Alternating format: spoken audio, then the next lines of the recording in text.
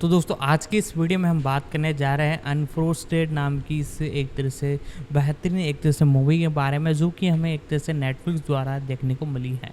ये एक comedy movie रहने वाली है और सारी कुछ जानकारी इस वीडियो में मैं आपको बताऊंगा। तो वीडियो को लाइक कर दे, पहले तो चैनल को सब्सक्राइब कर दे, बेल आइकन दबाकर इसे ऑल पर सेट कर दे। अब इसके बारे में हम जानना चालू करते हैं। अनफ्रोस्टेड एक आगामी अमेरिकी कॉमेडी फिल्म है जिसका निर्देशन जेरी सीनफेल्ड ने किया है। उनकी फीचर निर्देशन की पहली फिल्म में, जिसकी पटकथा उन्होंने स्पाइक फेरेस्टन, बैरी मार्डर और एंडी रॉबिन की अपनी लेखन टीम के साथ लिखी थी। सीनफील्ड और फेरेस्टन अपनी प्रोडक्शन कंपनी कोलंबस 81 प्रोडक्शंस के माध्यम से ब्यू बॉमन के साथ फिल्म के निर्माता के रूप में भी काम करते हैं। फिल्म में कलाकारों की टोली है जिसमें Seinfeld, Melissa McCarthy, Jim Gaffigan, Hugh Grant और एमी शूमर शामिल है। क्रिस्टोफ बेक फिल्म का स्कोर तैयार करेंगे। यह फिल्म पॉपटार्ट्स टोस्टर पेस्ट्री के निर्माण की सच्ची कहानी पर आधारित है। यह फिल्म संयुक्त राज्य अमेरिका में नेटफ्लिक्स के माध्यम से 3 मई 2024 को रिलीज होने के लिए तैयार है। परिसर: इस महत्वाकांक्षा, विश्वासघात, चीनी और खतरनाक दूधवालों की कहानी में अनाज कंपनी केलॉग ने 1963 बैटल क्रीक, मिशिगन में एक क्रांतिकारी नाश्ता पेस्ट्री के साथ अपने प्रतिद्वंद्वी पोस्ट को बाजार में हराने का प्रयास किया। 1 कास्ट करें। सत्यापन के लिए इस लेख हेतु अतिरिक्त उद्धरणों की आवश्यकता है। कृपया विश्वसनीय स्रोतों में उद्धरण जोड़कर इस लेख को बेहतर बनाने में मदद करें। बिना सूत्रों की सामग्री को चुनौती देकर हटाया जा सकता है। स्रोत खोजें: अनफ्रोस्टेड, समाचार पत्र, किताबें, विद्वान, JSTOR। अप्रैल 2024। जाने कि इस संदेश को कैसे और कब हटाना है। केलॉग्स के एक कर्मचारी बॉब कैबाना के रूप में जेरी सीनफील्ड, विलियम पोस्ट पर आधारित है। 2 डोना स्टैनकोव्स्की के रूप में मेलिसा मैककार्थी, एक नासा वैज्ञानिक जो केलॉग की टीम में शामिल होती है। 3 एडसेल केलॉग 3, केलॉग्स के प्रमुख और बॉब के बॉस के रूप में जिम गैफिगन। 2 थर्ल रेवेंसक्रॉफ्ट के रूप में ह्यू ग्रांट, टोनी द टाइगर के रूप में एक अभिनेता का किरदार निभाया गया। 4 प्रतिद्वंद्वी सेरल कंपनी पोस्ट के प्रमुख मार्जोरी पोस्ट के रूप में एमी शूमर। 2 पोस्ट के कर्मचारी रिक लुडविन के रूप में Max Greenfield. 2 Peter Dinklage, Mike Diamond के रूप में क्रिश्चियन स्लेटर, एक भयावह दूधवाला।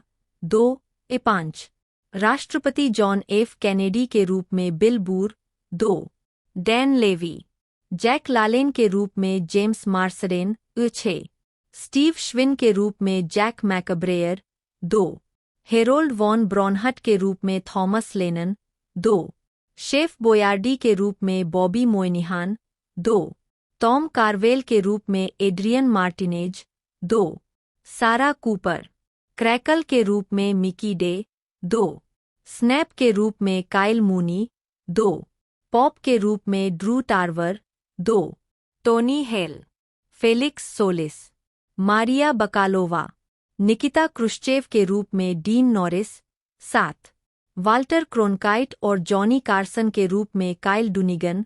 7 Sebastian Maniscalco, Beck Bennett, Stu Smiley के रूप में Cedric the Entertainer. 2 Mike Puntz के रूप में Fred Armisen. 2 John Slattery, Jon Hamm, Aparna Nancherla, यशायाह लैम्प के रूप में एंडी डेली। 2 सारा बर्न्स। इसके अतिरिक्त रोनी चिएंग, राचेल हैरिस और सेड्रिक यारब्रो को अज्ञात भूमिकाओं में लिया गया है, जबकि पैट्रिक वारबर्टन, केन नारासाकी और माइकल जोसेफ पियर्स क्रमशः टॉम टेरानोवा, राल्स्टन पुरीना और जनरल मिल्स की भूमिका निभाएंगे। 8 उत्पादन: जून 2021 में यह घोषणा की गई कि नेटफ्लिक्स ने परियोजना के अधिकार जीत लिए हैं। जेरी सीनफील्ड फिल्म का निर्देशन, निर्माण, सहलेखन और अभिनय करेंगे, जो पॉपटार्ट के निर्माण के बारे में उनके द्वारा बताए गए एक चुटकुले पर आधारित है। 9 जून 2022 में Melissa McCarthy, Jim Gaffigan, Amy Schumer, Hugh Grant और जेम्स मार्सडेन कलाकारों में सबसे नए जोड़े गए थे। 10. ग्रांट ने सीनफील्ड के लिए एक ऑडिशन टेप प्रदान किया। यह 30 से अधिक वर्षों में पहली बार था। 11. अगस्त में मारिया बाकालोवा को एक कैमियो उपस्थिति के लिए घोषित किया गया था। 12. फरवरी 2024 में यह पता चला कि बिल बूर और डैन लेवी कलाकारों में शामिल हो गए। 13. प्रोडक्शन को फरवरी 2022 में कैलिफोर्निया में फिल्म के लिए टैक्स क्रेडिट दिया गया था। 14. फिल्मांकन 25 मई 2022 को लॉस एंजिल्स में शुरू हुआ और 1 जुलाई तक चलने के लिए निर्धारित किया गया था। 15. फिल्मांकन विश्वविद्यालय में भी हुआ, कैलिफोर्निया, इरविन। 16. बेहतर स्रोत की आवश्यकता। नवंबर 2022 में सीनफील्ड ने प्रेस को बताया कि नेटफ्लिक्स के अधिकारी पहली बार फिल्म का अंतिम कट देख रहे थे, जिसे 2023 की शुरुआत में रिलीज करने का अनुमान था। 17. ऐसा नहीं हुआ। जिम गैफिगन फिल्म के प्रचार के हिस्से के रूप में जनवरी 2024 में गोल्डन ग्लोब अवार्ड्स में दिखाई दिए। प्रशस्ति पत्र आवश्यक। संगीत क्रिस्टोफ बेक फिल्म के लिए स्कोर प्रदान करेंगे। 18. मेघन ट्रेनर और जिमी फॉलन ने फिल्म के लिए स्वीट मॉर्निंग हीट नामक एक गीत प्रदान किया। 19. रिलीज फिल्म का प्रीमियर 30 अप्रैल 2024 को हॉलीवुड के ग्रूमेंस इजिप्टियन थिएटर में हुआ। उद्धरण वांछित यह फिल्म 3 मई 2024 को नेटफ्लिक्स पर रिलीज होने वाली है। जेरोम एलन सीनफील्ड बटा SANFLD बटा स्वाइनीफेल्ड, जन्म 29 अप्रैल 1954, एक अमेरिकी स्टैंड अप कॉमेडियन, अभिनेता, लेखक और निर्माता है। 1989 से 1998 तक उन्होंने सिटकॉम सीनफील्ड में खुद का एक अर्धकाल्पनिक संस्करण निभाया, जिसे उन्होंने लैरी डेविड के साथ बनाया और लिखा था। यह शो 1989 से 1998 तक NBC पर प्रसारित हुआ, जो अब तक का सबसे प्रशंसित और लोकप्रिय सिटकॉम बन गया। एक स्टैंड अप कॉमेडियन के रूप में सीनफील्ड ऑब्जर्वेशनल कॉमेडी में माहिर है। 2004 में कॉमेडी सेंट्रल ने उन्हें अब तक का 12वां सबसे महान स्टैंड अप कॉमेडियन नामित किया। 1. सीनफील्ड ने 2007 की फिल्म बी मूवी का सहनिर्माण, सहलेखन और अभिनय किया, जिसे सर्वश्रेष्ठ एनिमेटेड फीचर फिल्म के लिए गोल्डन ग्लोब अवार्ड के लिए नामांकित किया गया था। 2010 में उन्होंने द मैरिज रेफ नामक एक रियलिटी श्रृंखला का प्रीमियर किया, जो NBC पर 2 सीजन के लिए प्रसारित हुई। सीनफील्ड वेब सीरीज कॉमेडियन इन कार्स गेटिंग कॉफी 2012 से 2019 के निर्माता और होस्ट है। उन्होंने लेखिका और परोपकारी जेसिका सीनफील्ड से शादी की है, जिनसे उनके 3 बच्चे हैं।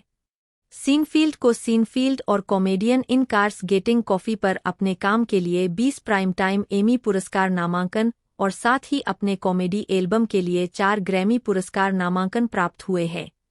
प्रारंभिक जीवन और शिक्षा। सीनफील्ड का जन्म 29 अप्रैल 1954 को ब्रुकलिन, न्यूयॉर्क शहर में हुआ था। 3. उनके पिता कलमन सीनफील्ड, 4. एक साइन पेंटर, यहूदी थे और उन्होंने द्वितीय विश्व युद्ध में सेवा के दौरान सुने गए चुटकुले एकत्र किए। 3. उनकी मां बेट्टी नी होसनी, इपांच 6 और उनके माता-पिता सेलिम और साल्हा होसनी, 7. अलेप्पो, सीरिया के मिजराही यहूदी थे। 8. जब वे 1917 में प्रवासित हुए तो उनकी राष्ट्रीयता तुर्की बताई गई थी, क्योंकि सीरिया ओटोमन साम्राज्य के अधीन था। 9. 10. सीनफील्ड की एक बड़ी बहन कैरोलिन है। 11. साल्हा की मां गारेज दयान, सीनफील्ड की परदादी, दयान रब्बीनिक परिवार की सदस्य थीं, जो मध्यकालीन एक्सिलार्क्स और एक्सिलार्क्स से बाइबिल राजा डेविड तक की वंशावली का दावा करते हैं। 12. सीनफील्ड के दूसरे चचेरे भाई संगीतकार और अभिनेता इवान सीनफील्ड है। 13. सीनफील्ड मैसापेक्वा, न्यूयॉर्क में पले बड़े और उन्होंने लॉन्ग आइलैंड पर मैसापेक्वा हाई स्कूल में पढ़ाई की। 14. 15-16 साल की उम्र में उन्होंने इज़राइल में किबुत्ज सार में स्वयंसेवा में समय बिताया। 16 उन्होंने ओस्वेगो में स्टेट यूनिवर्सिटी ऑफ न्यूयॉर्क में दाखिला लिया और अपने दूसरे वर्ष के बाद Queens College, City University of New York में स्थानांतरित हो गए, जहां से उन्होंने 1976 में संचार और थिएटर में डिग्री के साथ स्नातक की उपाधि प्राप्त की। 17-18. कैरियर 1976 से 1987 प्रमुखता में वृद्धि। कॉलेज प्रस्तुतियों में संक्षिप्त कार्यकाल के बाद सीनफील्ड ने स्टैंड अप कॉमेडी में रुचि विकसित की। वह क्वींस कॉलेज में भाग लेने के दौरान बड फ्रीडमैन के इम्प्रोव क्लब में ओपन माइक नाइट्स में दिखाई दिए। 1976 में स्नातक स्तर की पढ़ाई के बाद उन्होंने न्यूयॉर्क शहर के कैच ए राइजिंग स्टार में एक ओपन माइक नाइट में प्रयास किया, जिसके परिणामस्वरूप उन्हें रॉडनी डेंजरफील्ड HBO स्पेशल में उपस्थिति मिली। 1980 में उन्होंने सिटकॉम बेंसन में एक छोटी सी आवर्ती भूमिका निभाई, जिसमें उन्होंने एक मेल डिलीवरी बॉय फ्रैंकी की भूमिका निभाई, जिसकी कॉमेडी रूटीन थी जिसे कोई भी सुनना नहीं चाहता था। सीनफील्ड को रचनात्मक मतभेदों के कारण अचानक शो से निकाल दिया गया था। 20 सीनफील्ड ने कहा कि उन्हें तब तक नहीं बताया गया था कि उन्हें निकाल दिया गया था जब तक कि वह रीड थ्रू सत्र के लिए नहीं पहुंचे और उन्हें पता नहीं चला कि उनके लिए कोई स्क्रिप्ट नहीं थी। 21 जनवरी 1981 में उन्होंने an evening at the improv में स्टैंड अप प्रदर्शन किया। 22 मई में सीनफील्ड ने the tonight show starring Johnny Carson में उपस्थिति दर्ज कराई, जिससे कार्सन और दर्शक प्रभावित हुए, जिसके कारण वह उस शो और Late Night with David Letterman सहित अन्य शो में बार बार दिखाई दिए। 5 सितंबर 1987 को उनका पहला 1 घंटे का विशेष स्टैंड अप कॉन्फिडेंशियल HBO पर सीधा प्रसारित हुआ। 23. 1988 से 1998 सीनफील्ड और स्टारडम। सीनफील्ड ने 1988 में NBC के लिए लैरी डेविड के साथ द सीनफील्ड क्रॉनिकल्स का निर्माण किया। अल्पकालिक किशोर सिटकॉम द मार्शल क्रॉनिकल्स के साथ भ्रम से बचने के लिए इसका नाम बदलकर सीनफील्ड कर दिया गया। अपने तीसरे सीजन तक सीनफील्ड अमेरिकी टेलीविजन पर सबसे ज्यादा देखा जाने वाला सिटकॉम बन गया था। अंतिम एपिसोड 1998 में प्रसारित हुआ और यह शो तब से एक लोकप्रिय सिंडिकेटेड रीरन रहा है। NBC ने सीनफील्ड को $110 मिलियन की पेशकश की। 22 एपिसोड के 10वें सीजन के लिए प्रति एपिसोड रिकॉर्ड $5 मिलियन, लेकिन उन्होंने मना कर दिया। 24 सीनफील्ड के साथ शो में सैटरडे नाइट लाइव की पूर्व छात्रा जूलिया लुइस ड्रेफस और स्थापित अभिनेता माइकल रिचर्ड्स और जेसन अलेक्जेंडर ने अभिनय किया। अलेक्जेंडर ने लैरी डेविड के व्यंग्यकार जॉर्ज की भूमिका निभाई। सीनफील्ड प्रत्येक एपिसोड में दिखाई देने वाले एकमात्र अभिनेता है। 25. 1998 से 2010 स्थापित करियर। अपना सिटकॉम समाप्त करने के बाद सीनफील्ड न्यूयॉर्क शहर वापस चले गए और लॉस एंजिल्स में रहने और अपने अभिनय करियर को आगे बढ़ाने के बजाय स्टैंड अप कॉमेडी में लौट आए। 1998 में वह दौरे पर गए और एक कॉमेडी स्पेशल रिकॉर्ड किया, जिसका शीर्षक था I am telling you for the last time. दुनिया भर के क्लबों में नई सामग्री के विकास और प्रदर्शन की प्रक्रिया को 2002 की डॉक्यूमेंट्री कॉमेडियन में वर्णित किया गया था, जिसमें साथी कॉमिक ओर्नी एडम्स भी थे और क्रिश्चियन चार्ल्स द्वारा निर्देशित थी। सीनफील्ड ने कई किताबें लिखी है, जिनमें ज्यादातर पिछली दिनचर्या के संग्रह है। 1990 के दशक के उत्तरार्ध में एप्पल कंप्यूटर विज्ञापन नारा कुछ अलग सोचो लेकर आया और इस नारे को बयावा देने के लिए 60 सेकंड का एक विज्ञापन तैयार किया। इस विज्ञापन में ऐसे लोगों को दिखाया गया जो अलग ढंग से सोचने में सक्षम थे, जैसे Albert Einstein, Mahatma Gandhi, Martin Luther King Junior और कई अन्य। बाद में इसे 30 सेकंड तक छोटा कर दिया गया और इस तरह से बदल दिया गया कि सीनफील्ड को अंत में शामिल किया गया, हालांकि वह मूल कट में नहीं था। विज्ञापन का यह छोटा संस्करण सीनफील्ड की श्रृंखला के समापन के दौरान केवल एक बार प्रसारित हुआ। 26. 1997 में 49वें प्राइम टाइम एमी अवार्ड्स में सीनफील्ड। 2004 में सीनफील्ड अमेरिकन एक्सप्रेस को बयावा देने वाले 2 व्यावसायिक वेबिसोड में दिखाई दिए, जिसका शीर्षक द एडवेंचर्स ऑफ सीनफील्ड और सुपरमैन था। 27 इनमें सीनफील्ड सुपरमैन के एक कार्टून प्रस्तुतिकरण के साथ दिखाई दिया, जिसका संदर्भ सीनफील्ड के कई एपिसोड में सीनफील्ड के नायक के रूप में किया गया था, जिसे पैट्रिक वारबर्टन, सीनफील्ड पर चरित्र डेविड पुडी, ने आवाज दी थी। वेबिसोड बैरी लेविंगसन द्वारा निर्देशित किए गए थे और टेलीविजन पर संक्षिप्त रूप से प्रसारित किए गए थे। टुडे शो के लिए विशेष रूप से रिकॉर्ड किए गए साक्षात्कार में मैट लॉयर द्वारा सीनफील्ड और सुपरमैन का भी साक्षात्कार लिया गया था। 18 नवंबर 2004 को सीनफील्ड अमेरिकी इतिहास के राष्ट्रीय संग्रहालय में उसी नाम के सीनफील्ड एपिसोड में पहनी गई पफी शर्ट दान करने के लिए उपस्थित हुए। उन्होंने पफी शर्ट प्रस्तुत करते समय एक भाषण भी दिया, जिसमें उन्होंने विनोदपूर्वक कहा कि यह मेरे जीवन का सबसे शर्मनाक क्षण है।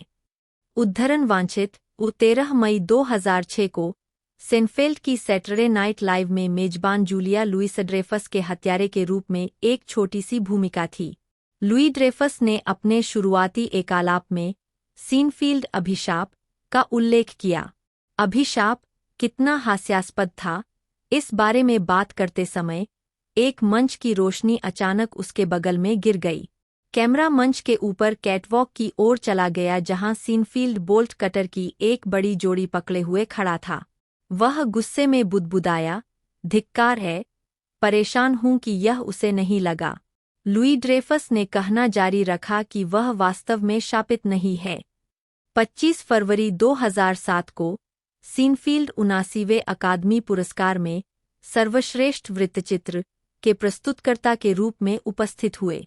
नामांकन की घोषणा करने से पहले उन्होंने मूवी थिएटर मालिकों और मूवी संरक्षकों के बीच अनकहे समझौते के बारे में एक भाषण दिया। 4 अक्टूबर 2007 को सीनफील्ड ने 30 रॉक एपिसोड सीनफील्ड विजन में अतिथि भूमिका निभाई।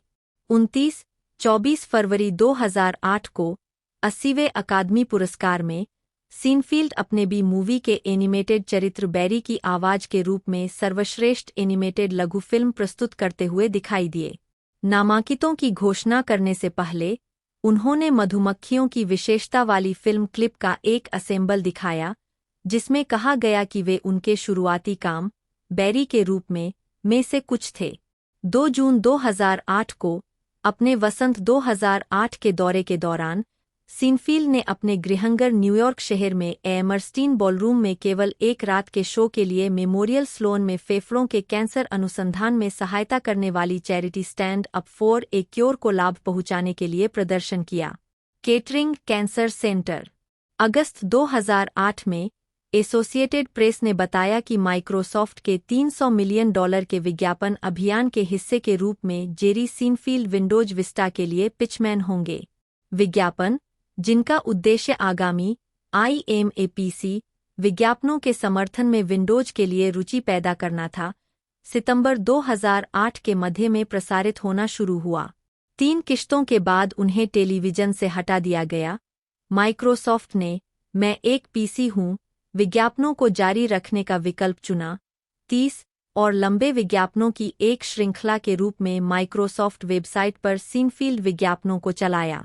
31 मार्च 2009 में यह घोषणा की गई थी कि सीनफील्ड और सीनफील्ड की पूरी टीम लैरी डेविड की HBO श्रृंखला कर्ब योर उत्साह में एक पुनर्मिलन के लिए दिखाई देगी। काल्पनिक पुनर्मिलन 7वें सीजन के समापन में हुआ और Julia Louis Dreyfus, Jason Alexander, Michael Richards सहित अधिकांश मूल कलाकारों ने कई एपिसोड आर्क में अभिनय किया। 32 सीनफील्ड स्टार्ज मूल श्रृंखला हेड केस के एक एपिसोड में दिखाई दिए। जैसा कि सिटकॉम पर उनकी पिछली कई अतिथि भूमिकाओं में हुआ था, उन्होंने खुद ही भूमिकाएं निभाईं। ऑस्ट्रेलिया में सीनफील्ड न्यू साउथ वेल्स और दक्षिण पूर्वी क्वींसलैंड में स्थित एक building society, greater building society के विज्ञापनों की एक श्रृंखला में दिखाई दिए। 33 इन विज्ञापनों में उनकी उपस्थिति को अत्यधिक प्रचारित किया गया और इसे समाज के लिए तख्तापलट माना गया, यह तीसरी बार था जब सीनफील्ड किसी टेलीविजन विज्ञापन में दिखाई दिए थे। 34 विज्ञापनों को सीडरहर्स्ट, लॉन्ग आइलैंड में फिल्माया गया था, जिसकी सड़क हैमिल्टन में ब्यूमोंट स्ट्रीट का अनुकरण करने के लिए डिजाइन की गई थी, जहां ग्रेटर के मुख्य कार्यालय स्थित है। 35 सीनफील्ड ने फिल्माए गए 15 विज्ञापनों की पटकथा भी लिखी। विज्ञापन बड़े पैमाने पर उत्तरी न्यू साउथ वेल्स टेलीविजन बाजार में प्रसारित हुए, जहां सोसाइटी की अधिकांश शाखाएं हैं। सीनफील्ड जे लेनो के टॉक शो द जे लेनो शो के पहले अतिथि थे, जिसका प्रीमियर 14 सितंबर 2009 को हुआ था। सीनफील्ड को सैटरडे नाइट लाइव के वीकेंड अपडेट स्केच में रियली सेट मेयर्स के साथ खंड उन्होंने कार्यकारी निर्माता के रूप में काम किया और नियमित रूप से द मैरिज रेफ में पैनलिस्ट के रूप में दिखाई दिए। 30 अगस्त 2010 को सीनफील्ड ने द हॉवर्ड स्टर्न शो में एक आश्चर्यजनक अतिथि भूमिका निभाई, जिससे 1990 के दशक की शुरुआत में दोनों के बीच के झगड़े का अंत हो गया। प्रशस्ति पत्र आवश्यक। सीनफील्ड ने 2011 में अमेरिका का दौरा किया और 11 वर्षों में यूनाइटेड किंगडम में अपनी पहली स्टैंड-अप उपस्थिति दर्ज की। जुलाई 2011 में वह द डेली शो में एक आश्चर्यजनक अतिथि थे, जिन्होंने जॉन स्टीवर्ट को सस्ते मिशेल बैचमैन के पति समलैंगिक व्यवहार करते हैं चुटकुले सुनाने की उनकी इच्छा को दबाने में मदद की। 36 सीनफील्ड ने jerrySeinfeld.com पर एक व्यक्तिगत अभिलेखागार वेबसाइट भी लॉन्च की और उसी वर्ष साथी हास्य कलाकारों क्रिस रॉक, लुई सीके और रिकी गेरवाइस के साथ HBO विशेष टॉकिंग फनी में दिखाई दिए। प्रशस्ति पत्र आवश्यक। 2011 वर्तमान कारों में कॉफी पीते हास्य कलाकार। मुख्य लेख कारों में कॉफी पीते हास्य कलाकार। सीनफील्ड 2015 में राष्ट्रपति बराक ओबामा के साथ व्हाइट हाउस के ओवल ऑफिस की खिड़कियों पर टैप करते हुए। 2012 में सीनफील्ड ने कॉमेडियन इन कार्स गेटिंग कॉफी नामक एक वेब सीरीज शुरू की, जिसमें वह प्रत्येक एपिसोड में एक साथी कॉमेडियन को एक अलग कार में ले जाते थे और उन्हें कॉफी और बातचीत के लिए बाहर ले जाते थे। यह शो मूल रूप से क्रैकल स्ट्रीमिंग सेवा पर प्रसारित हुआ और फिर नेटफ्लिक्स द्वारा खरीद लिया गया। प्रारंभिक श्रृंखला में 7 से 25 मिनट तक चलने वाले 10 एपिसोड शामिल थे। शो को Tina Fey, Dave Chappelle, Louis CK, Eddie Murphy, Steve Martin, David Letterman, Chris Rock, John Mulaney, Mel Brooks, Don Rickles, Ellen DeGeneres, Howard Stern और जेरी जैसे हाई प्रोफाइल मेहमान मिलते रहे हैं। लुइस 37 इस शो ने सीनफील्ड के पूर्व छात्रों Larry David, Julia Louis Dreyfus, Jason Alexander और माइकल रिचर्ड्स की भी मेजबानी की है। सीजन 7 में इसके सबसे हाई प्रोफाइल अतिथि तत्कालीन राष्ट्रपति बराक ओबामा शामिल थे। 38 राष्ट्रपति के कार्यालय छोड़ने से पहले ओबामा के लिए एक विदाई श्रद्धांजलि वीडियो में सीनफील्ड ने कहा, वह ओवल ऑफिस की खिड़की पर दस्तक दे रहा था। वह शायद मेरे पूरे अस्तित्व का चरम था। 39. सीनफील्ड ने जनवरी 2017 में नेटफ्लिक्स के साथ एक समझौते पर हस्ताक्षर किए, जिसमें सीनफील्ड और कॉमेडियन इन कार्स गेटिंग कॉफी को उनकी स्ट्रीमिंग सेवा पर रखने के साथ साथ 2 नए सीनफील्ड स्टैंड-अप स्पेशल और स्क्रिप्टेड और गैर स्क्रिप्टेड कॉमेडी प्रोग्रामिंग का विकास शामिल था। 41 सौदे के हिस्से के रूप में 24 एपिसोड के नए सीजन के अलावा कॉमेडियन इन कार्स गेटिंग कॉफी के सभी एपिसोड स्ट्रीमिंग सेवा पर उपलब्ध कराए गए थे। 42. अन्य उद्यम। यह जानना बहुत जरूरी है कि आपको क्या पसंद नहीं है। नवप्रवर्तन का एक बड़ा हिस्सा यह कहना है, क्या आप जानते हैं कि मैं वास्तव में किस चीज से परेशान हूँ? मेरे लिए वह टॉक शो था जहां संगीत बजता है, कोई व्यक्ति डेस्क पर जाता है, मेजबान से हाथ मिलाता है और बैठ जाता है। आप कैसे हैं? आप बहुत अच्छे लग रहे हो। मैं उन लोगों से भी तंग आ गया हूं जो वास्तव में अपना शो या उत्पाद बेचने के लिए है। मैं वास्तव में किस चीज से परेशान हूं? यही से नवप्रवर्तन शुरू होता है। सीनफील्ड नवाचार की अपनी प्रक्रिया के बारे में बात कर रहे हैं। 43. जून 2013 में सीनफील्ड रैपर वेले के एल्बम द गिफ्टेड में आउट्रो अबाउट नथिंग गाने पर दिखाई दिए। 44 सीनफील्ड को 2014 के क्लियो पुरस्कार समारोह में उनके भाषण के लिए कवरेज मिला, जहां उन्हें मानद पुरस्कार मिला, क्योंकि मीडिया संवाददाताओं ने कहा कि उन्होंने विज्ञापन उद्योग का मजाक उड़ाया और धज्जियां उड़ा दीं। उनके कथन की, मुझे विज्ञापन पसंद है क्योंकि मुझे झूठ बोलना पसंद है, पर विशेष ध्यान दिया गया। 45-46 2014 में सीनफील्ड ने अपोलो थिएटर में विशेष डॉन रिकल्स वन नाइट ओनली की मेजबानी की। इस कार्यक्रम ने डॉन रिकल्स और उनके करियर का जश्न मनाया, लेकिन दोस्तों के बीच मनोरंजन का भी काम किया। इस कार्यक्रम में भाग लेने वालों में जॉन स्टीवर्ट, डेविड लेटरमैन, टीना फे, एमी पोहलर, नाथन लेन, रेजिस फिल्बिन, रॉबर्ट डी नीरो और मार्टिन स्कोर्सेसे शामिल थे। 15 फरवरी 2015 को सीनफील्ड ने सैटरडे नाइट लाइव की 40वीं वर्षगांठ स्पेशल में अतिथि भूमिका निभाई, जहां उन्होंने दर्शकों के प्रश्न खंड की मेजबानी की, जिसमें Michael Douglas, John Goodman, James Franco, Larry David के कैमियो शामिल थे। Ellen Cleghorne, Dakota Johnson, Tim Meadows, Bob Odenkirk और सारा पॉलिन, जिन्हें सीनफील्ड ने शुरू में टीना फे समझ लिया था। 20 मई 2015 को सीनफील्ड ने डेविड लेटरमैन के अंतिम लेट शो एपिसोड में अतिथि भूमिका निभाई। लेटरमैन को श्रद्धांजलि देने के लिए सीनफील्ड शो के अन्य दोस्तों के साथ शामिल हुए। अन्य मेहमानों में Alec Baldwin, Barbara Walters, Steve Martin, Jim Carrey, Chris Rock, Julia Louis Dreyfus, Peyton Manning, Tina Fey और बिल मरे शामिल थे, जिन्होंने टॉप 10 लिस्ट सेगमेंट में भाग लिया था, चीजें जो मैं हमेशा से चाहता था डेव से कहने के लिए। जनवरी 2017 में Seinfeld the tonight show starring Jimmy Fallon में गए और निवर्तमान प्रथम महिला मिशेल ओबामा के सम्मान में डेव चैपल और जिमी फॉलन के साथ शामिल हुए और कैचफ्रेज का एक गेम खेला, जिसे ओबामा और फॉलन ने जीत लिया, जिससे सीनफील्ड को निराशा हुई। 19 सितंबर 2017 को नेटफ्लिक्स ने स्टैंड अप कॉमेडी विशेष जेरी बिफोर सीनफील्ड जारी किया।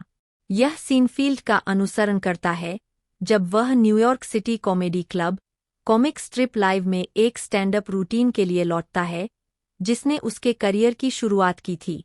51 यह डॉक्यूमेंट्री क्लिप और उनके स्टैंड अप स्पेशल के साथ इंटरकट है। इसे बाद में एलपी, सीडी और डाउनलोड एल्बम के रूप में जारी किया गया और सर्वश्रेष्ठ कॉमेडी एल्बम के लिए 2018 ग्रैमी अवार्ड के लिए नामांकित किया गया। 52 2020 में यह घोषणा की गई थी कि नेटफ्लिक्स 22 वर्षों में सीनफील्ड का पहला मूल stand up special 23 hours to kill release करेगा। विशेष प्रीमियर 5 मई को हुआ। 53 अक्टूबर 2020 में Seinfeld the new yorker festival में कॉमेडी के बारे में चर्चा में स्टीव मार्टिन के साथ शामिल हुए। उन्होंने रचनात्मक प्रक्रिया, नेटफ्लिक्स और ऑस्कर से लेकर अपनी कॉमेडी पृष्ठभूमि और कोविड-19 महामारी के दौरान कॉमेडी के भविष्य तक के विषयों पर चर्चा की। 54 पुस्तकें। सीनफील्ड ने सीनलैंग्वेज पुस्तक लिखी, जो 1993 में रिलीज हुई। यह उस समय लिखा गया जब उनका टेलीविजन शो पहली बार लोकप्रियता में बढ़ रहा था। यह मुख्य रूप से उनकी स्टैंड अप सामग्री का रूपांतरण है। यह शीर्षक एंटरटेनमेंट वीकली के एक लेख से आया है, जिसमें उन कई जुमलों को सूचीबद्ध किया गया है जिनके लिए शो जिम्मेदार था। 55 2002 में उन्होंने बच्चों की किताब एलोवीन लिखी। पुस्तक का चित्रण जेम्स बेनेट द्वारा किया गया था। 56 सीनफील्ड ने टेड एल नैन्सी की लेटर्स फ्रॉम ए नट श्रृंखला की पुस्तकों और एड ब्रॉथ की स्टोरीज फ्रॉम ए मोरोन की प्रस्तावनाएं लिखीं। 57 सीनफील्ड ने peanut butter and company cookbook की प्रस्तावना भी लिखी। अक्टूबर 2020 में सीनफील्ड ने अपनी नई पुस्तक इज दिस एनीथिंग किताब में सीनफील्ड के कॉमेडी में काम करने के 45 वर्षों का वर्णन है और इसमें विभिन्न दशकों के उनके कई बेहतरीन अंश शामिल है। 58 प्रभाव। सीनफील्ड ने कहा है, मेरी राय में स्टैंड अप कॉमेडी के माउंट रशमोर पर 4 चेहरे हैं: Richard Pryor, George Carlin, Bill Cosby और डॉन रिकल्स। 59 सीनफील्ड ने अपने प्रभाव के रूप में Jean Shepherd, 60 Mad Magazine, 61 Jonathan Winters, Jerry Lewis, Robert Klein और एबट और कोस्टेलो का भी हवाला दिया है। 62 उन्होंने कहा, मोंटी पाइथन का मुझ पर बहुत बड़ा प्रभाव था। वे बस मूर्खतापूर्ण, मजाकिया चीजें थीं जिनका कोई मतलब नहीं था, और यही वह चीज है जो मुझे पसंद है। इस तरह की चीजों में बच्चों जैसी अद्भुत आजादी होती है। 64. Netflix comedy special Jerry before Seinfeld में उन्होंने अपने किशोरावस्था के व्यक्तिगत कॉमेडी एल्बम संग्रह को प्रदर्शित किया। 65 इन एल्बमों में शामिल है: Lenny Bruce, thank you masked man 1972, George Carlin, class clown 1972, Steve Martin, let's get small 1977, Bob Newhart, the button down mind of Bob Newhart 1960, Mike Nichols और एलेन में संगीत में सुधार 1958, मेल ब्रूक्स और कार्ल रेनर 2000 और Carl रेनर और mail Brooks के साथ एक साल 1961। एंटरटेनमेंट वीकली के साथ एक साक्षात्कार में सीनफील्ड ने कहा कि उनकी 5 पसंदीदा फिल्में the heartbreak kid 1972, the graduate 1967, the in laws 1979, a night at the opera 1935 और ग्लेनगैरी ग्लेन रोस 1992 है। 66. सीनफील्ड से प्रभावित लोगों में जॉन मुलैनी, जिम गैफिगन, जुर अपाटो, एलेन डीजेनरेस और इस्सा राय शामिल है। 67, 68, 69, 70, 71. व्यक्तिगत जीवन। किबुत्ज डाइनिंग रूम में किबुत्ज बेरी के सदस्यों के साथ सीनफील्ड 19 दिसंबर 2023। सीनफील्ड न्यूयॉर्क मेट्स का प्रशंसक है और समय समय पर sports talk radio station WFAN AM पर स्टीव सोमर्स के शो को जेरी फ्रॉम क्वींस कहता है। 72 सीनफील्ड ने 23 जून 2010 को स्पोर्ट्सनेट न्यूयॉर्क पर मेट्स गेम की 4 पारियां बुलाईं, जिसमें विश्लेषक कीथ हर्नांडेज के साथ पुनर्मिलन हुआ, जो सीनफील्ड के 2 भाग वाले एपिसोड द बॉयफ्रेंड में दिखाई दिए। 73 सीनफील्ड के अनुसार वह पूरे दिन बेसबॉल के बारे में सोचते हैं और उन्होंने कहा है कि जब मैं सेवानिवृत्ति के बारे में सोचता हूं तो मैं हर दिन बेसबॉल खेल में जाने के बारे में सोचता हूं। 74.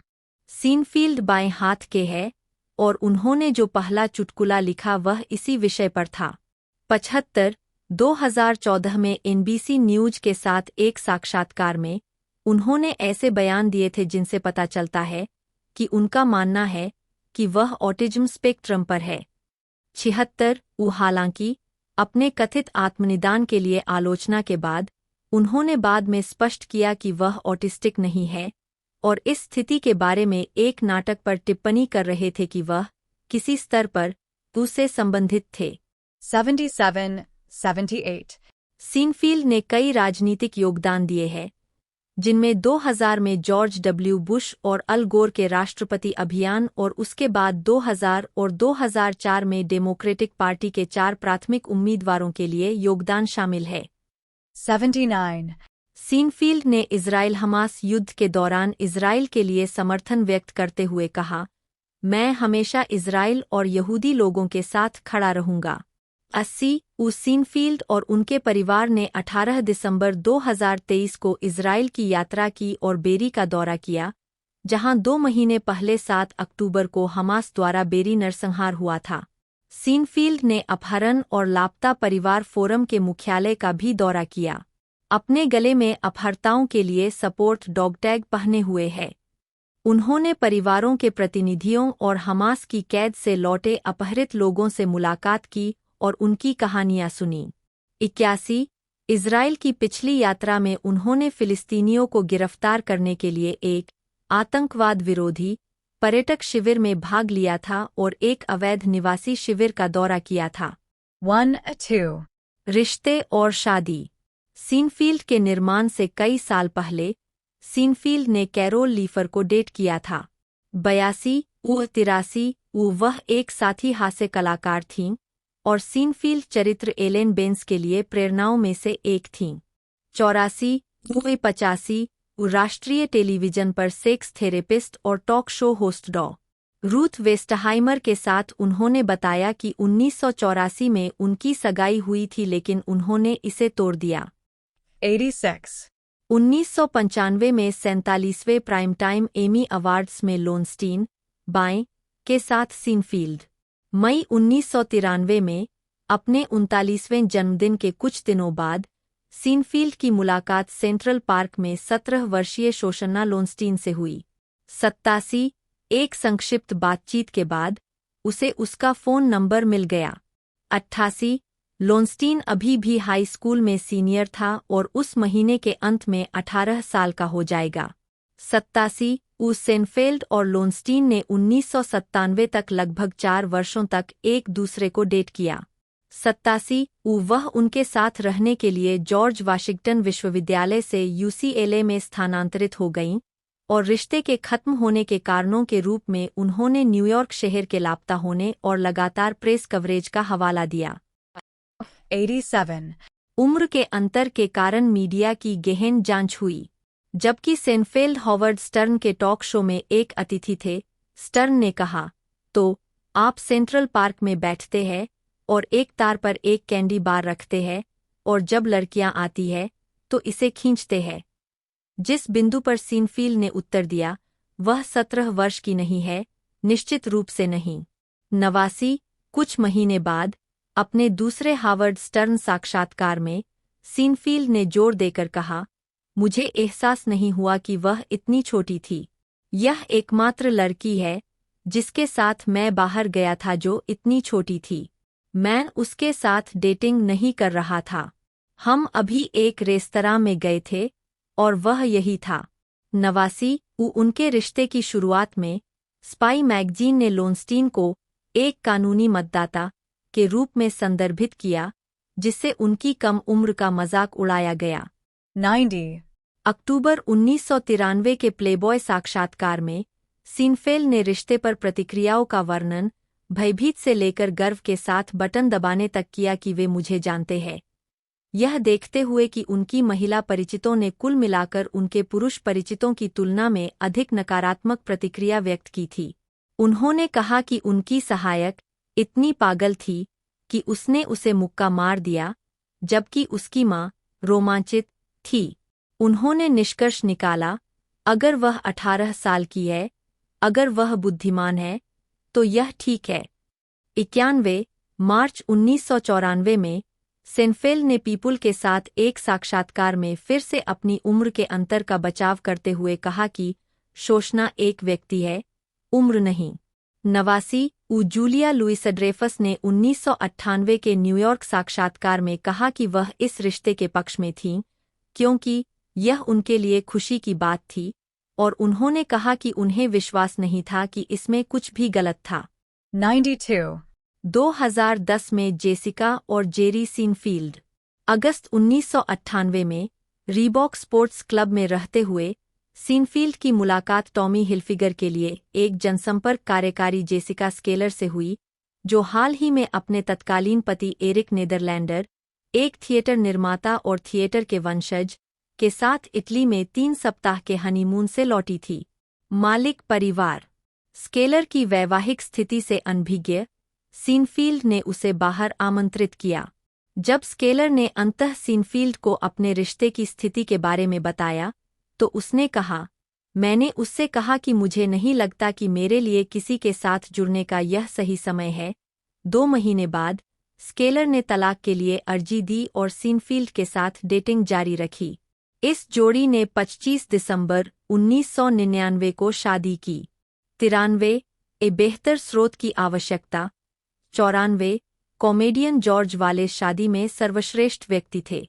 95 विवाह के बाद 2000 में संपत्ति में जोड़े की रुचि की खबर सार्वजनिक होने के बाद जेरी और जेसिका सेनफेल्ड ने लॉन्ग आइलैंड के अमागासेट में बिली जोएल का घर $32 मिलियन में खरीदा। 96, 97, सेनफेल्ड ने एक बेटी और 2 बेटे। सीनफील्ड यहूदी है और उन्होंने अपने काम में अपनी यहूदी पहचान के तत्वों को शामिल किया है। 99, हालांकि उन्होंने साझा किया कि उनकी मां का जन्म सीरियाई रूढ़िवादी यहूदियों के एक बड़े परिवार में हुआ था, उन्होंने स्वयं गैरधार्मिक होने की बात स्वीकार की। 100, सीनफील्ड ने कहा कि जब वह 20 वर्ष के थे, तब उन्होंने साइंटोलॉजी पाठ्यक्रम लिया था। उन्होंने कहा कि उन्हें यह दिलचस्प लगा लेकिन उन्होंने इसे आगे नहीं बढ़ाया। 101, भावातीत ध्यान। दिसंबर 2012 में, सीनफील्ड ने कहा कि वह 40 वर्षों से ट्रांसेंडेंटल मेडिटेशन (TM) का अभ्यास कर रहे हैं। उन्होंने दिसंबर 2012 में गुड मॉर्निंग अमेरिका पर डेविड लिंच फाउंडेशन के बॉब रोथ के साथ पोस्ट ट्रॉमेटिक स्ट्रेस डिसऑर्डर के उपचार में तकनीक के उपयोग को बढ़ावा दिया। 102 और 2009 में TM के लिए डेविड लिंच फाउंडेशन के लाभ में भी दिखाई दिए, जिसमें पॉल मैकार्टनी और रिंगो स्टार दिखाई दिए। 103, 5 नवंबर 2015 को, डेविड लिंच फाउंडेशन ने तनाव नियंत्रण के लिए ट्रांसेंडेंटल मेडिटेशन को बढ़ावा देने के लिए न्यूयॉर्क शहर के कार्नेगी हॉल में चेंज बिगिंस विदिन नामक एक लाभ संगीत कार्यक्रम का आयोजन किया। सीनफेल्ड ने कहा, यह जीवन जीने की सबसे बड़ी साथी तकनीक है जिसे मैंने कभी देखा है, और मैं इस आंदोलन का हिस्सा बनकर रोमांचित हूं जिसे वास्तव में बॉब रोथ और डेविड लिंच द्वारा पुनर्जीवित किया गया है। मैं दुनिया में इसे बढ़ावा देने के लिए जो कुछ भी कर सकता हूं वह करूंगा, क्योंकि मुझे लगता है कि यह एक जीवन उपकरण के रूप में, एक कार्य उपकरण के रूप में और चीजों को अर्थपूर्ण बनाने वाली सबसे बड़ी चीज है। 104, दान। 1999 में, सीनफील्ड ने न्यूयॉर्क शहर में famous faces watch auction for charity कार्यक्रम के हिस्से के रूप में एक ब्रेटलिंग क्रोनोमेट घड़ी की नीलामी की। यह घड़ी $11,000 में बिकी। 105, 2001 में, जेरी और जेसिका सीनफील्ड ने अपने पहले बच्चे के जन्म के बाद धर्मार्थ संगठन द गुर प्लस फाउंडेशन बनाया। गुर प्लस फाउंडेशन उन कार्यक्रमों को उत्पादों और सेवाओं का दान देता है जिन्होंने 3 फोकस क्षेत्रों में पारिवारिक गरीबी को दूर करने की क्षमता प्रदर्शित की है: नई माताओं का समर्थन करना, प्रारंभिक बचपन में निवेश करना और पिताओं को शामिल करना। गुड प्लस फाउंडेशन ने संयुक्त राज्य भर में अपने साझेदार नेटवर्क के माध्यम से 42 एम से अधिक मूल्य की वस्तुएं दान की है। 106, सीनफील्ड ने जॉन स्टीवर्ट के चैरिटी कार्यक्रम night of too many stars में भी भाग लिया है। 107, धन। फोर्ब्स पत्रिका के अनुसार 2004 तक सीनफील्ड की संचयी कमाई $267 मिलियन थी, जिसने उन्हें उस वर्ष सेलिब्रिटी कमाई सूची में शीर्ष पर रखा। 108 यू शो को 10वें सीजन में जारी रखने के लिए उन्होंने 22 एपिसोड के लिए प्रति एपिसोड $5 मिलियन ठुकरा दिए। 109 सीनफील्ड ने 2004 में सिंडिकेशन सौदों और स्टैंड-अप प्रदर्शनों से $100 मिलियन और 2006 में $60 मिलियन कमाए। 110 111 उन्होंने विंडोज के लिए माइक्रोसॉफ्ट के 2008 के विज्ञापनों में बिल गेट्स के साथ अभिनय करके भी $10 मिलियन कमाए। 112 जून 2008 और जून 2009 के बीच, सीनफील्ड ने $85 मिलियन कमाए, जिससे वह उन 12 महीनों के दौरान दुनिया के सबसे अधिक भुगतान पाने वाले हास्य अभिनेता बन गए। 113 2013 में, फोर्ब्स ने सीनफील्ड की वार्षिक आय $32 मिलियन दर्ज की। 114 2013 के मध्य में, सीनफील्ड ने द हॉवर्ड स्टर्न शो में अपनी आय और निवल संपत्ति के संबंध में फोर्ब्स के दावों का खंडन किया। 115 फोर्ब्स द्वारा सीनफील्ड को 2015 के लिए सबसे ज्यादा कमाई करने वाला कॉमेडियन, 2016 में दूसरा सबसे ज्यादा कमाई करने वाला और 2017 में फिर से सबसे ज्यादा कमाई करने वाला कॉमेडियन का दर्जा दिया गया था। 116 117 जून 2016 और जून 2017 के बीच सीनफील्ड की आय $69 थी। 10 लाख। 116, 2024 में, ब्लूमबर्ग ने सीनफील्ड को 1 अरबपति घोषित किया, जिसकी कुल संपत्ति $1 बिलियन से अधिक थी। उनके सिटकॉम द्वारा हस्ताक्षरित विभिन्न सिंडिकेशन सौदों के लिए धन्यवाद। उन सौदों से $465 मिलियन आए। 118. ऑटोमोबाइल्स।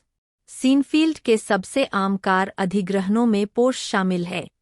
सीनफील्ड एक ऑटोमोबाइल उत्साही और संग्राहक है और उसके पास लगभग 150 कारों का संग्रह है, जिसमें एक बड़ा पोर्श संग्रह भी शामिल है। 119 उन्होंने संग्रह में कुछ वाहनों के भंडारण के लिए 1990 के दशक के दौरान कैलिफोर्निया के सांता मोनिका में सांता मोनिका हवाई अड्डे पर एक हैंगर को विस्तारित अवधि के लिए किराए पर लिया। 120 2002 में सीनफील्ड ने न्यूयॉर्क शहर में मैनहट्टन के अपर वेस्ट साइड पर संपत्ति खरीदी, जहां उन्होंने ईस्ट कोस्ट पर अपने पोर्श संग्रह का हिस्सा संग्रहीत करने के लिए $1.4 मिलियन का 2 मंजिला गैरेज बनाया। 121 122 एक टैली में सीनफील्ड के पास 43 पोर्श है। 123 पॉल बेनिस्टर ने लिखा है कि सीनफील्ड के संग्रह में विभिन्न वर्षों की पोर्श 911 शामिल है। 10 पोर्श बॉक्सस्टर्स प्रत्येक ने एक अलग रंग में रंगा है और 1955 पोर्श 550 स्पाइडर वही मॉडल और पर्ल रंग है जिसे अभिनेता जेम्स डीन अपने पहले चला रहे थे। वह कार दुर्घटनाग्रस्त हो गई और बाद में उसकी मृत्यु हो गई। 124. डिस्कवरी चैनल के television show chasing classic cars में दावा किया गया कि सीनफील्ड के पास पहली और आखिरी निर्मित एयरकूल्ड पोर्श 911 है।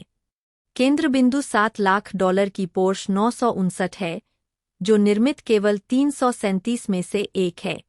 मूल रूप से इसे चलाने की अनुमति नहीं थी, क्योंकि कार सड़क पर वैध नहीं थी।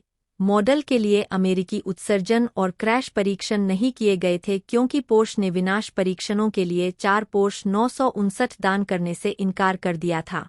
सीनफील्ड ने कार को प्रदर्शनी उद्देश्यों के लिए इस शर्त पर आयात किया कि इसे कभी भी अमेरिकी सड़कों पर नहीं चलाया जा सकता है। 124 कार को 1999 में शो या डिस्प्ले संघीय कानून के तहत अमेरिकी सड़क पर कानूनी बना दिया गया था। 125 126 सीनफील्ड ने ऑटोमोबाइल के फरवरी 2004 अंक के लिए पोर्श कैरेरा जीटी की समीक्षा करते हुए एक लेख लिखा। 127. 2008 में सीनफील्ड एक कार दुर्घटना में शामिल थे जब उनकी 1967 फिएट 500 के ब्रेक फेल हो गए और एक चौराहे से बचने के लिए उन्होंने तेजी से मुड़ते समय आपातकालीन ब्रेक खींच लिया, जिससे अंततः कार पलट गई। कोई चोटिल नहीं हुआ। 128. एस्प्रेसो मशीनें। कॉफ़ी और एस्प्रेसो मशीन के शौकीन, सीनफील्ड के पास कई एस्प्रेसो मशीनें हैं, जिनमें $17,000 की इलेक्ट्रा बेले एपोक 129 और स्लेयर और ब्रेविल द्वारा निर्मित 2 मशीनें शामिल हैं। 130 सीनफील्ड ने अपनी एकल समूह स्लेयर मशीन, जिसकी कीमत $8,500 से अधिक है, को एक सुंदर मशीन के रूप में वर्णित किया। 131 जब एनपीआर ने उनसे अमेरिका में कॉफ़ी संस्कृति के प्रभाव के बारे में पूछा, तो सीनफील्ड ने 2013 में जवाब दिया, मुझे कॉफ़ी कभी पसंद नहीं थी और मुझे इसकी समझ नहीं थी और मैं 80 और 90 के दशक में अपने स्टैंड अप सेट में इस बारे में बहुत सारी चीज़ें करता था कि मुझे कॉफ़ी कैसे नहीं मिलती। और फिर करीब 5 साल पहले कुछ हुआ। मैंने बहुत दौरे करना शुरू कर दिया और हम होटल में बहुत बड़े मज़ेदार नाश्ते करते थे और कॉफ़ी वास्तव में बहुत अच्छी लगती थी नाश्ते के साथ। मैंने अभी यह एस्प्रेसो चीज़ शुरू की है। 132. 2 जून 2008 को अपने वसंत 2008 के दौरे के दौरान सीनफील्ड ने अपने गृहनगर न्यूयॉर्क शहर में एमरस्टीन बॉलरूम में केवल एक रात के शो के लिए मेमोरियल स्लोन में फेफड़ों के कैंसर अनुसंधान में सहायता करने वाली charity stand up for a cure को लाभ पहुंचाने के लिए प्रदर्शन किया। Catering cancer centre. अगस्त 2008 में एसोसिएटेड प्रेस ने बताया कि माइक्रोसॉफ्ट के $300 मिलियन के विज्ञापन अभियान के हिस्से के रूप में जेरी सीनफील्ड विंडोज विस्टा के लिए पिचमैन होंगे। विज्ञापन, जिनका उद्देश्य आगामी IMAPC विज्ञापनों के समर्थन में विंडोज के लिए रुचि पैदा करना था, सितंबर 2008 के मध्य में प्रसारित होना शुरू हुआ। 3 किश्तों के बाद उन्हें टेलीविजन से हटा दिया गया। माइक्रोसॉफ्ट ने मैं एक पीसी हूँ विज्ञापनों को जारी रखने का विकल्प चुना। 30 और लंबे विज्ञापनों की एक श्रृंखला के रूप में माइक्रोसॉफ्ट वेबसाइट पर सीनफील्ड विज्ञापनों को चलाया। 31 मार्च 2009 में यह घोषणा की गई थी कि सीनफील्ड और सीनफील्ड की पूरी टीम लैरी डेविड की HBO श्रृंखला कर्ब योर उत्साह में एक पुनर्मिलन के लिए दिखाई देगी। काल्पनिक पुनर्मिलन 7वें सीजन के समापन में हुआ और Julia Louis-Dreifuss, Jason Alexander, Michael Richards सहित अधिकांश मूल कलाकारों ने कई एपिसोड आर्क में अभिनय किया। 32 सीनफील्ड स्टार्ज मूल श्रृंखला हेड केस के एक एपिसोड में दिखाई दिए। जैसा कि सिटकॉम पर उनकी पिछली कई अतिथि भूमिकाओं में हुआ था, उन्होंने खुद ही भूमिकाएं निभाईं। ऑस्ट्रेलिया में सीनफील्ड न्यू साउथ वेल्स और दक्षिण पूर्वी क्वींसलैंड में स्थित एक building society, greater building society के विज्ञापनों की एक श्रृंखला में दिखाई दिए। 33 इन विज्ञापनों में उनकी उपस्थिति को अत्यधिक प्रचारित किया गया और इसे समाज के लिए तख्तापलट माना गया। यह तीसरी बार था जब सीनफील्ड किसी टेलीविजन विज्ञापन में दिखाई दिए थे। 34 विज्ञापनों को सीडरहर्स्ट, लॉन्ग आइलैंड में फिल्माया गया था, जिसकी सड़क हैमिल्टन में ब्यूमोंट स्ट्रीट का अनुकरण करने के लिए डिजाइन की गई थी, जहां ग्रेटर के मुख्य कार्यालय स्थित है। 35 सीनफील्ड ने फिल्माए गए 15 विज्ञापनों की पटकथा भी लिखी। विज्ञापन बड़े पैमाने पर उत्तरी न्यू साउथ वेल्स टेलीविजन बाजार में प्रसारित हुए, जहां सोसाइटी की अधिकांश शाखाएं हैं। सीनफील्ड जे लेनो के टॉक शो द जे लेनो शो के पहले अतिथि थे, जिसका प्रीमियर 14 सितंबर 2009 को हुआ था।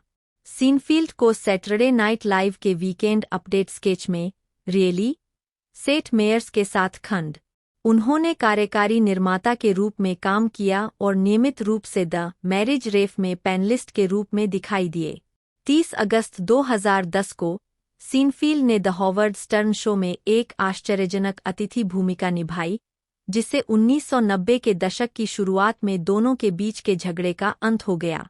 प्रशस्ति पत्र आवश्यक सीनफील्ड ने 2011 में अमेरिका का दौरा किया और 11 वर्षों में यूनाइटेड किंगडम में अपनी पहली स्टैंड-अप उपस्थिति दर्ज की।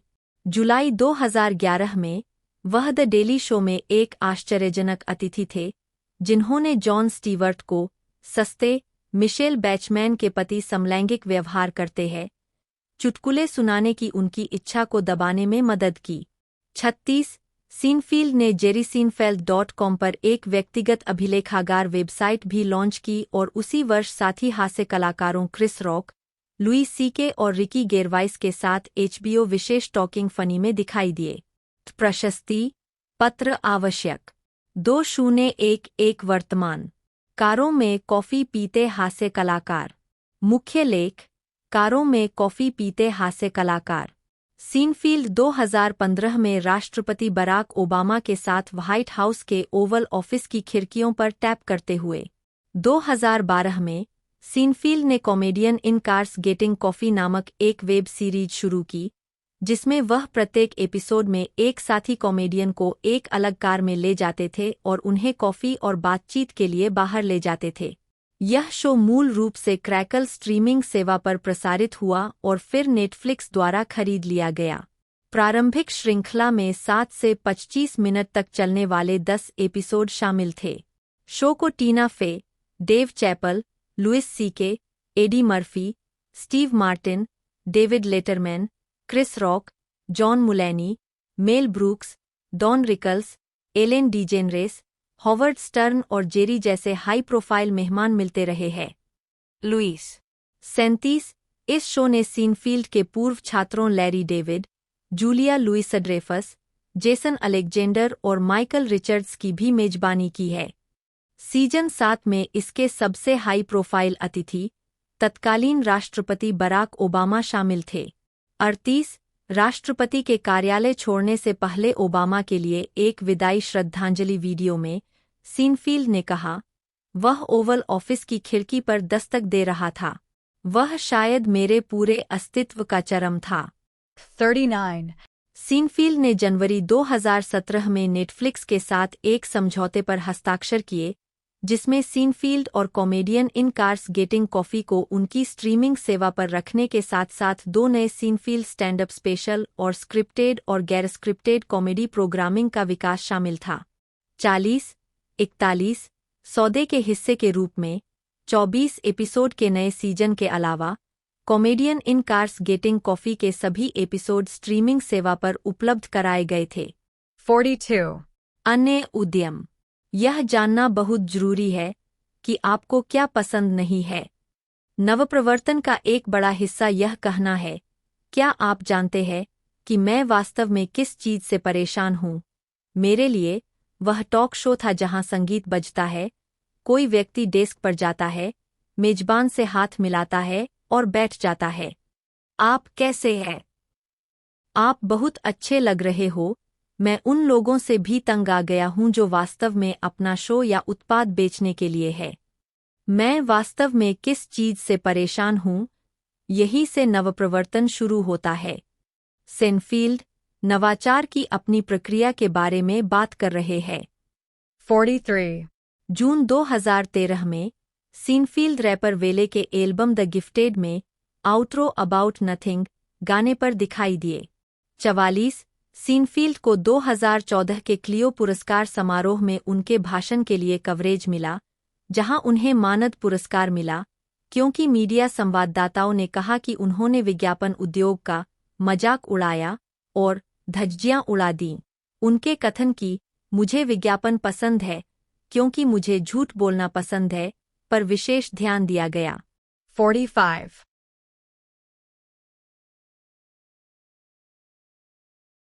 सीनफील्ड न्यूयॉर्क मेट्स का प्रशंसक है और समय समय पर sports talk radio station WFAN AM पर स्टीव सोमर्स के शो को जेरी फ्रॉम क्वींस कहता है। 72 उस सीनफील्ड ने 23 जून 2010 को स्पोर्ट्सनेट न्यूयॉर्क पर मेट्स गेम की 4 पारियां बुलाईं, जिसमें विश्लेषक कीथ हर्नांडेज के साथ पुनर्मिलन हुआ, जो सीनफील्ड के 2 भाग वाले एपिसोड द बॉयफ्रेंड में दिखाई दिए। 73 उस सीनफील्ड के अनुसार वह पूरे दिन बेसबॉल के बारे में सोचते हैं और उन्होंने कहा है कि जब मैं सेवानिवृत्ति के बारे में सोचता हूं तो मैं हर दिन बेसबॉल खेल में जाने के बारे में सोचता हूं। 74. सीनफील्ड बाएं हाथ के हैं और उन्होंने जो पहला चुटकुला लिखा वह इसी विषय पर था। 75 2014 में NBC न्यूज के साथ एक साक्षात्कार में उन्होंने ऐसे बयान दिए थे जिनसे पता चलता है कि उनका मानना है कि वह ऑटिज्म स्पेक्ट्रम पर है।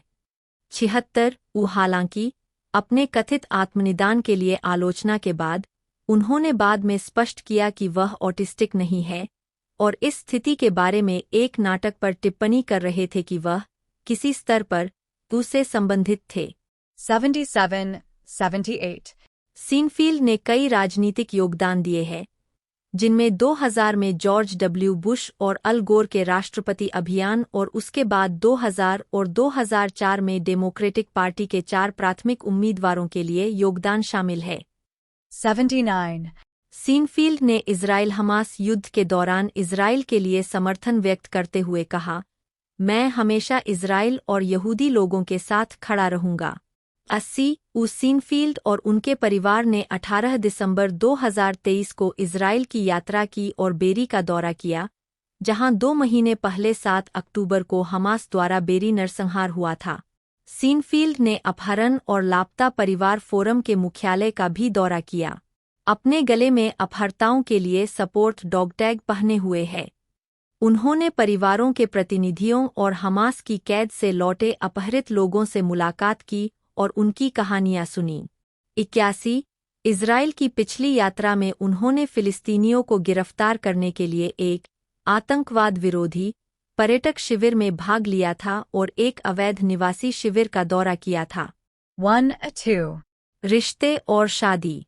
सीनफील्ड के निर्माण से कई साल पहले सीनफील्ड ने कैरोल लीफर को डेट किया था। 82-83 वह एक साथी हास्य कलाकार थीं और सीनफील्ड चरित्र एलेन बेंस के लिए प्रेरणाओं में से एक थीं। 84 85 राष्ट्रीय टेलीविजन पर सेक्स थेरेपिस्ट और टॉक शो होस्ट डॉ. रूथ वेस्टहाइमर के साथ उन्होंने बताया कि 1984 में उनकी सगाई हुई थी लेकिन उन्होंने इसे तोड़ दिया। 86. 1995 में 47वें प्राइम टाइम एमी अवार्ड्स में लोनस्टीन, बाएं, के साथ सीनफील्ड। मई 1993 में अपने 39वें जन्मदिन के कुछ दिनों बाद सीनफील्ड की मुलाकात सेंट्रल पार्क में 17 वर्षीय शोशन्ना लोनस्टीन से हुई। 87 एक संक्षिप्त बातचीत के बाद उसे उसका फ़ोन नंबर मिल गया। 88 लोनस्टीन अभी भी हाई स्कूल में सीनियर था और उस महीने के अंत में 18 साल का हो जाएगा।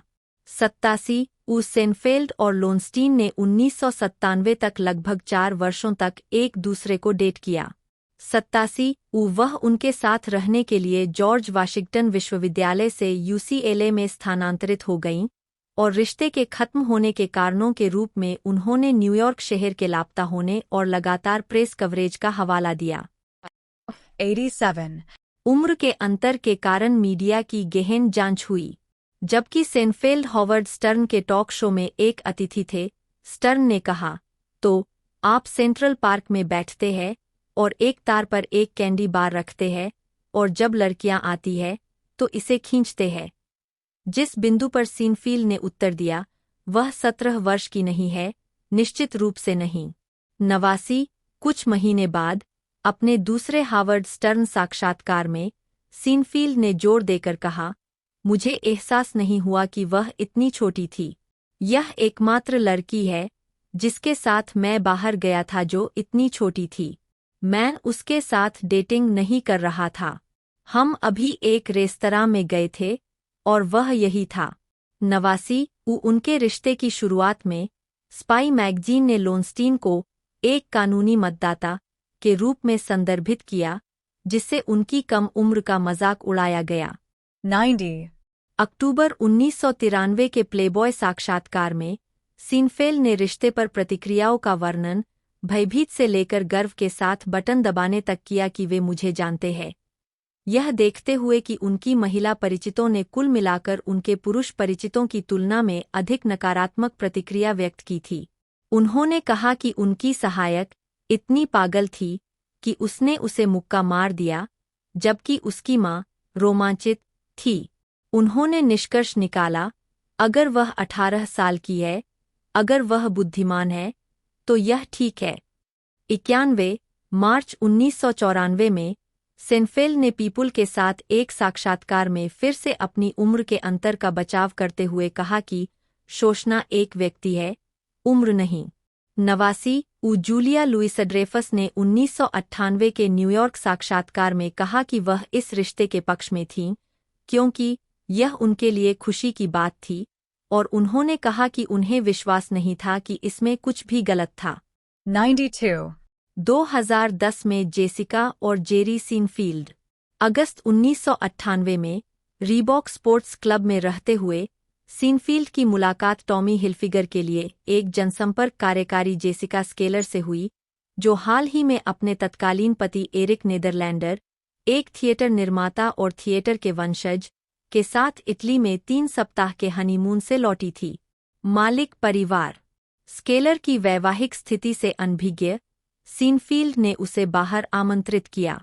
जब स्केलर ने अंततः सीनफील्ड को अपने रिश्ते की स्थिति के बारे में बताया, तो उसने कहा, मैंने उससे कहा कि मुझे नहीं लगता कि मेरे लिए किसी के साथ जुड़ने का यह सही समय है।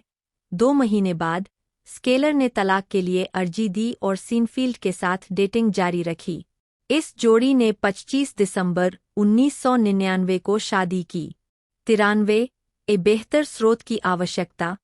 94 कॉमेडियन जॉर्ज वालेस शादी में सर्वश्रेष्ठ व्यक्ति थे। 95 विवाह के बाद 2000 में संपत्ति में जोड़े की रुचि की खबर सार्वजनिक होने के बाद जेरी और जेसिका सेनफेल्ड ने लॉन्ग आइलैंड के अमागानसेट में बिली जोएल का घर 32 मिलियन अमेरिकी डॉलर में खरीदा। 96 97 सेनफेल्ड ने एक बेटी और 2 बेटे। 98. धर्म। सीनफील्ड यहूदी है और उन्होंने अपने काम में अपनी यहूदी पहचान के तत्वों को शामिल किया है। 99. हालांकि उन्होंने साझा किया कि उनकी मां का जन्म सीरियाई रूढ़िवादी यहूदियों के एक बड़े परिवार में हुआ था, उन्होंने स्वयं गैरधार्मिक होने की बात स्वीकार की। 100. सीनफील्ड ने कहा कि जब वह 20 वर्ष के थे, तब उन्होंने साइंटोलॉजी पाठ्यक्रम लिया था। उन्होंने कहा कि उन्हें यह दिलचस्प लगा लेकिन उन्होंने इसे आगे नहीं बढ़ाया। 101. भावातीत ध्यान। दिसंबर 2012 में, सीनफील्ड ने कहा कि वह 40 वर्षों से ट्रांसेंडेंटल मेडिटेशन (TM) का अभ्यास कर रहे हैं। उन्होंने दिसंबर 2012 में गुड मॉर्निंग अमेरिका पर डेविड लिंच फाउंडेशन के बॉब रोथ के साथ पोस्ट ट्रॉमेटिक स्ट्रेस डिसऑर्डर के उपचार में तकनीक के उपयोग को बढ़ावा दिया। 102 और 2009 में TM के लिए डेविड लिंच फाउंडेशन के लाभ में भी दिखाई दिए, जिसमें पॉल मैकार्टनी और रिंगो स्टार दिखाई दिए। 103 5 नवंबर 2015 को, डेविड लिंच फाउंडेशन ने तनाव नियंत्रण के लिए ट्रांसेंडेंटल मेडिटेशन को बढ़ावा देने के लिए न्यूयॉर्क शहर के कार्नेगी हॉल में चेंज बिगिंस विदिन नामक एक लाभ संगीत कार्यक्रम का आयोजन किया। सीनफेल्ड ने कहा, यह जीवन जीने की सबसे बड़ी साथी तकनीक है जिसे मैंने कभी देखा है, और मैं इस आंदोलन का हिस्सा बनकर रोमांचित हूं जिसे वास्तव में बॉब रोथ और डेविड लिंच द्वारा पुनर्जीवित किया गया है। मैं दुनिया में इसे बढ़ावा देने के लिए जो कुछ भी कर सकता हूं वह करूंगा, क्योंकि मुझे लगता है कि यह एक जीवन उपकरण के रूप में, एक कार्य उपकरण के रूप में और चीजों को अर्थपूर्ण बनाने वाली सबसे बड़ी चीज है। 104. दान। 1999 में, सीनफील्ड ने न्यूयॉर्क शहर में famous faces watch auction for charity कार्यक्रम के हिस्से के रूप में एक ब्रेटलिंग क्रोनोमैट घड़ी की नीलामी की। यह घड़ी $11,000 में बिकी। 105. 2001 में, जेरी और जेसिका सीनफील्ड ने अपने पहले बच्चे के जन्म के बाद धर्मार्थ संगठन द गुर प्लस फाउंडेशन बनाया। गुर प्लस फाउंडेशन उन कार्यक्रमों को उत्पादों और सेवाओं का दान देता है जिन्होंने 3 फोकस क्षेत्रों में पारिवारिक गरीबी को दूर करने की क्षमता प्रदर्शित की है: नई माताओं का समर्थन करना, प्रारंभिक बचपन में निवेश करना और पिताओं को शामिल करना। गुड प्लस फाउंडेशन ने संयुक्त राज्य भर में अपने साझेदार नेटवर्क के माध्यम से 42 M से अधिक मूल्य की वस्तुएं दान की है। 106. सीनफील्ड ने जॉन स्टीवर्ट के चैरिटी कार्यक्रम night of too many stars में भी भाग लिया है। 107. धन। फोर्ब्स पत्रिका के अनुसार 2004 तक सीनफील्ड की संचयी कमाई $267 मिलियन थी, जिसने उन्हें उस वर्ष सेलिब्रिटी कमाई सूची में शीर्ष पर रखा। 108 यू शो को 10वें सीजन में जारी रखने के लिए उन्होंने 22 एपिसोड के लिए प्रति एपिसोड $5 मिलियन ठुकरा दिए। 109 सीनफील्ड ने 2004 में सिंडिकेशन सौदों और स्टैंड-अप प्रदर्शनों से $100 मिलियन और 2006 में $60 मिलियन कमाए। 110 111 उन्होंने विंडोज के लिए माइक्रोसॉफ्ट के 2008 के विज्ञापनों में बिल गेट्स के साथ अभिनय करके भी $10 मिलियन कमाए।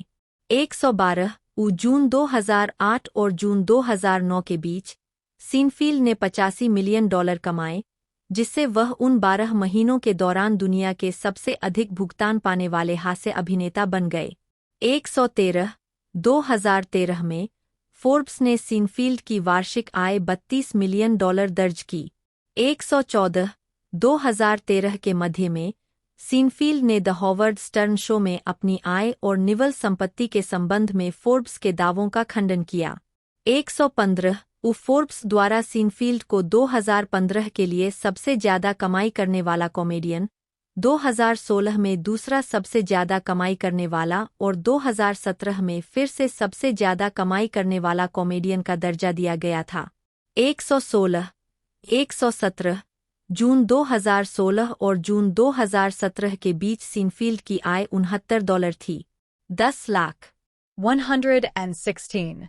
2024 में, ब्लूमबर्ग ने सीनफील्ड को 1 अरबपति घोषित किया, जिसकी कुल संपत्ति $1 बिलियन से अधिक थी। उनके सिटकॉम द्वारा हस्ताक्षरित विभिन्न सिंडिकेशन सौदों के लिए धन्यवाद। उन सौदों से $465 मिलियन आए। 118.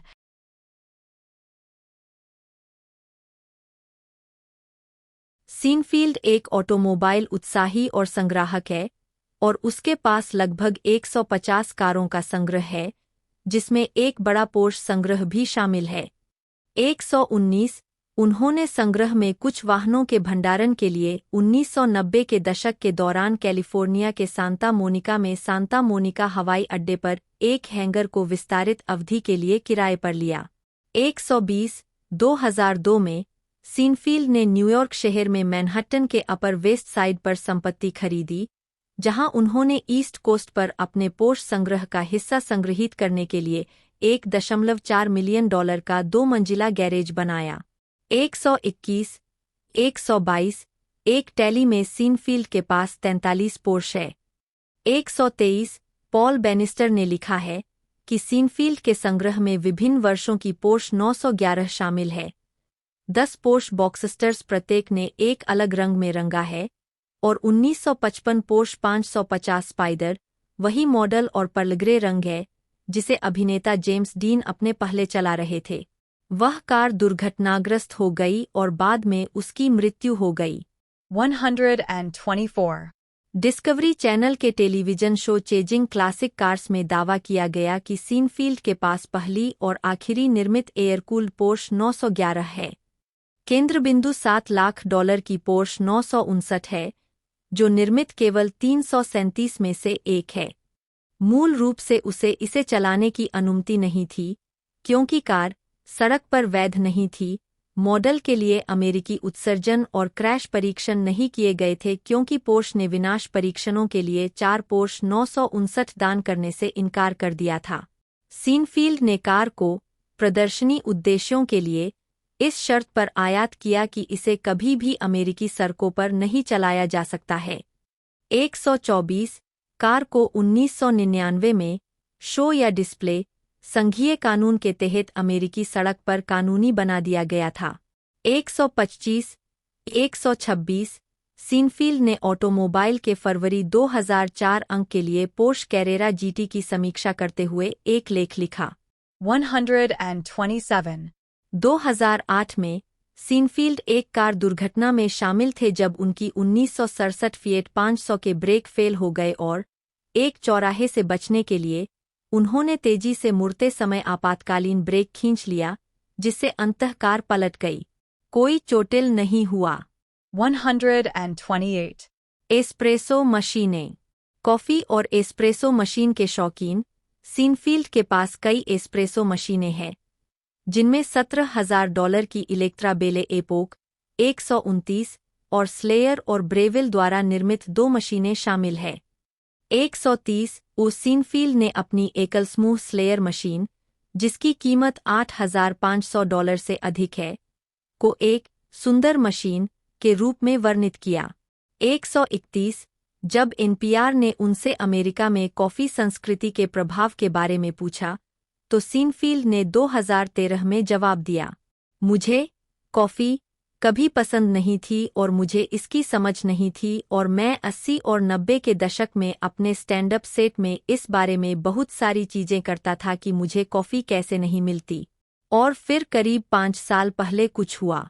मैंने बहुत दौरे करना शुरू कर दिया और हम होटल में बहुत बड़े, मज़ेदार नाश्ते करते थे और कॉफ़ी वास्तव में बहुत अच्छी लगती थी नाश्ते के साथ। मैंने अभी यह एस्प्रेसो चीज़ शुरू की है। दोस्तों ये जो मूवी है 3 मई 2021 से जो उसको देखने को मिलने वाली है, सभी राज्य अमेरिका में इसे बनाया गया है, यानी कि कल के दिन इसे इंडिया में भी लॉन्च कर दिया जाएगा और इंडिया के अंदर से हिंदी में भी डब किया गया है। बहुत ही बेहतरीन एक जैसे मूवी है। 1 घंटा 48 मिनट इसकी टोटल लेंथ है और कोलंबियस एक जैसे 18 स्टूडियोज़ द्वारा इसे प्रोड्यूस किया गया है, तो बेहतरीन क्वालिटी तो हमें देखने को मिलने वाली है। डबिंग भी एक नंबर नेटफ्लिक्स डब द्वारा किया जा रहा है। और दोस्तों यदि आपको हमारी ये वीडियो पसंद आती है तो वीडियो को लाइक कीजिएगा, चैनल को सब्सक्राइब करके बेल आइकन दबा कर से ऑल पर सेट कर लीजिएगा। दोस्तों आज की इस वीडियो में इतना ही, मिलते हैं अगले वीडियो में।